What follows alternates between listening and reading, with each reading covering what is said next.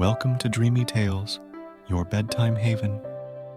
Prepare to embark on a journey of tranquility and relaxation.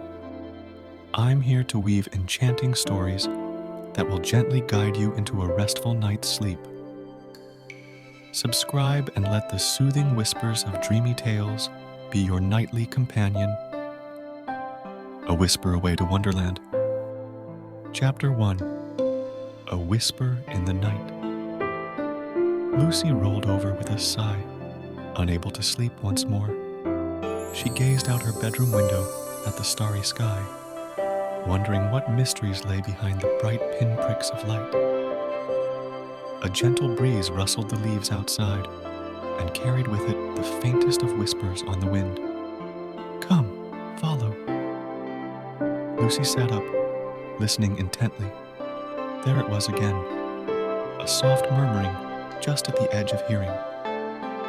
Curiosity overcame her tiredness as she slipped out of bed and tiptoed to the window. Peering into the dark garden below, she saw nothing but shadowy silhouettes of trees and bushes. The whispers grew louder, beckoning Lucy to venture forth. Without thinking, she threw open the window and climbed outside onto the sloping roof below. Carefully making her way down the tiles, Lucy dropped soundlessly into the flower bed. Straightening, she scanned the garden, but still saw no source for the elusive voices. They seemed to come from everywhere at once, swirling around her in the night air. Lucy shivered, suddenly nervous. Yet the whispers promised wonder and mystery, too enticing to ignore. Following the drifting murmurs, Lucy passed through a wooden gate and entered a moonlit forest path. Ivy-covered trees leaned over the dirt trail, casting dappled shadows. Still, the whispers led on, deeper into the wood until a flash of white darted between the trunks ahead. Lucy froze, hardly daring to breathe as a pair of eyes blinked back at her from the darkness. Eyes that were round, dark, and ever so slightly mad. "Hello?" Lucy ventured hesitantly. "I'm looking for the whispers. Can you help me?" The creature emerged, revealing itself to be a rabbit, albeit a very peculiar one. It wore a battered top hat askew on its head and carried a gold pocket watch in one paw. "Why, certainly, certainly," it replied in a high, neighing voice. "The whispers, you say? Well, you've certainly come to the right place indeed. I'm Mimsy, at your service."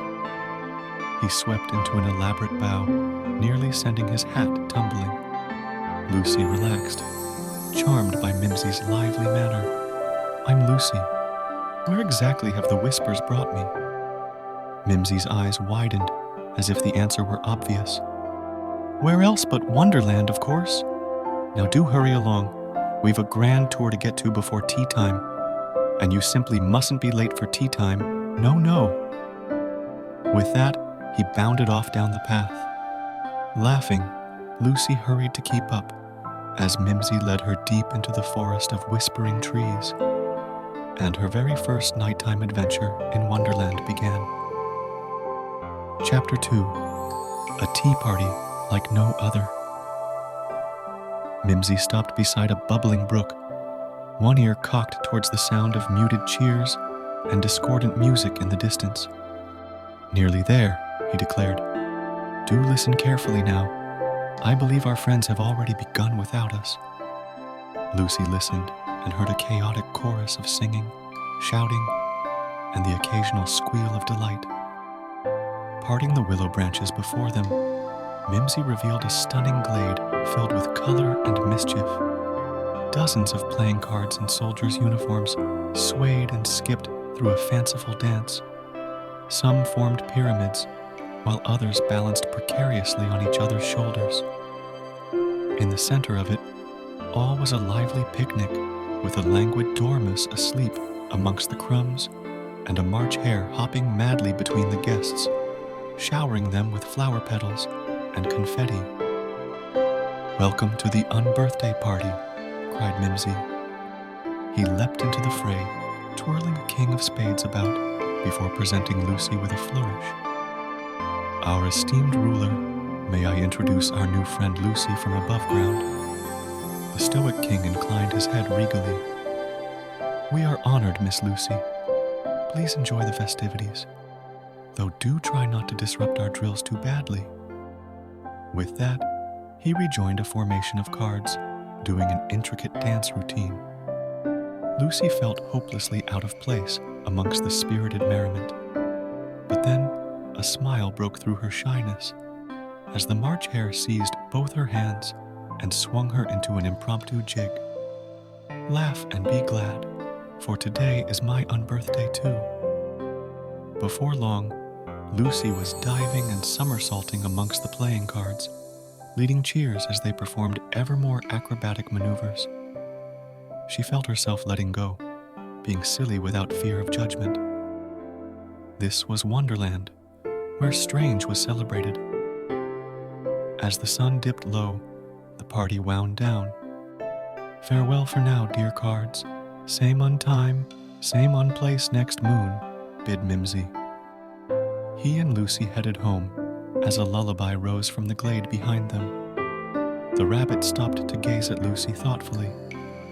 "How did you find our gathering, new friend?" At her smile, Mimsy nodded. "In Wonderland, we know to make the most of every day.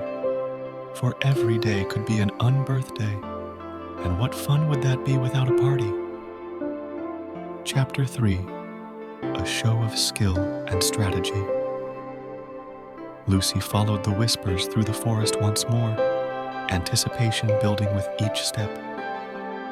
Her dreams had taken her back to Wonderland every night since the unbirthday party, renewing her excitement to discover more of the magical land. Rounding a bend, she glimpsed movement up ahead.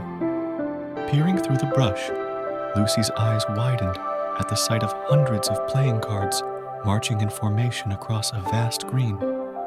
Their perfectly synchronized drills put anything above ground to shame. A shadow passed overhead, and Lucy looked up to see the Knave of Hearts circling on enormous feathered wings. Spotting her, he swooped down to land lightly beside the path. "Good morrow," he greeted jovially. "Come to watch our maneuvers, I see. Might I have the honor of escorting you to the king?" Lucy nodded shyly and allowed the knave to lead her onto the field. There, they found the king surveying his troops, calling out maneuvers with military precision. "Ah, Lady Lucy, we are most pleased you have joined us," the king said with a warm smile. "Might you care to try your hand at our routines?" Lucy's heart leapt at the prospect, but she hesitated, all too aware of her clumsy tendencies. "I'm afraid I'd only mess things up," she admitted quietly.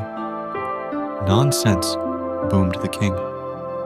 "Drills are not meant to isolate, but bring us together. Here, let me show you." He took Lucy's hand and positioned her at the head of a card battalion. "On my mark, march in step as one unit towards yonder banner." With decisive blows of his scepter, the card soldiers swung into action. Lucy stumbled at first, but let the rhythm of boots guide her movements. Soon, she floated across the field as part of something greater than herself. Their performance garnered hearty applause from the watching knights. Lucy beamed, filled with pride for her newfound skill. "You see," said the king gently, "together, even the greenest recruit finds their footing, for it is through cooperation, not competition, that we reach new heights." Lucy smiled, heart swelled with gratitude for these friends who brought out the best in her through patience and teamwork. Now, more than ever, she felt Wonderland was where she truly belonged. Chapter 4. A Helping Hand in the Forest. Lucy woke with a start, disoriented in the gloom surrounding her. Had something awoken her from yet another dream of Wonderland? A rumble of thunder answered her question as rain began pattering against the forest canopy. She stood and peered about, trying to get her bearings in the pelting storm. Suddenly, a small whimper arose nearby. Lucy crept toward the sound and found a bedraggled mouse shivering beneath a sodden bush. Its leg was twisted at an odd angle. "It's all right, little one. I'm here to help," soothed Lucy, recalling Mimsy's kindness to all creatures, great and small. She gently scooped up the mouse, sheltering it within her palms from the pounding rain. But now what? Lost herself in the downpour, Lucy fought back panic. Think. Mimsy had once showed her forest plants that healed. Struggling to focus over the roar of the elements, Lucy scanned the brush for any signs of life. There, behind a tree trunk, was that a glowing mushroom? Heartened, Lucy cradled the mouse and inched toward the fungi, recalling its vibrant blue cap indicated pain-relieving properties. She broke off a piece and offered it to the rodent. "Eat this. It will make you feel better." To her relief, the mouse nibbled weakly at the mushroom. As its shuddering slowed, Lucy redoubled her efforts to find Mimsy. She called out his name again and again, but her voice was lost in the storm's fury. Exhausted, Lucy leaned against a tree and wept. Then, through the thrashing leaves, came an answering cry. "Lucy, I'm coming!" Out hopped Mimsy, lantern held high, concern writ clear on his features. Upon seeing the injured mouse, his worry melted into a smile. "Well done, friend. You've saved our little one. Now let's get you both home and warmed by the fire." As they hurried through the downpour, Lucy's heart swelled with pride at having faced her fear through courage and care. Chapter 5. Farewell to Wonderland. The rain had long since tapered to a gentle patter by the time Lucy arrived at the glade. All around, her friends of Wonderland had gathered to see her off. The cards stood at attention, while the March Hare danced excitedly amongst the crowd. Mimsy gave Lucy a sad smile. "I see the Whispers have come to return you home at last. It has been our greatest joy having you explore our shores. But all adventures, even the most magical, must come to an end." He produced a golden locket from his waistcoat pocket. Inside was a glowing wisp of the forest and glade encased beneath glass. "Now, whenever you feel alone or afraid, this will awaken the Whispers to call you back to us," he explained. "For though parted, we will remain forever friends." A lump rose in Lucy's throat. She had loved every moment in Wonderland, but longed now for her family with equal strength. Kneeling, she gave Mimsy a tearful hug. "Thank you all for accepting me into your world and teaching me such wonderful things," she said. "I'll never forget our adventures together." As the others cheered and waved their final farewells, Mimsy walked with Lucy to the border of the whispering trees. There, the forest breathed a lullaby, and the willow leaves rustled a soft refrain. Lucy peered through to see her bedroom on the other side, bathed in moonlight. "I think I'm ready to wake up now," she told Mimsy with a watery smile. He nodded proudly.